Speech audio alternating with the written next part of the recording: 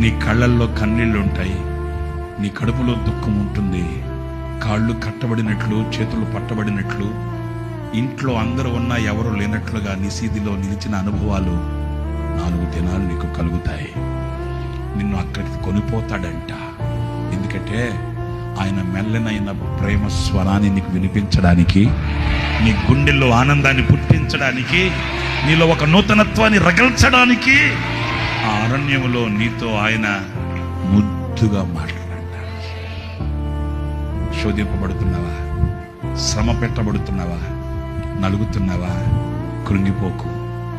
యేసయ్యతో అనుబంధం పటిష్టమవుతాది.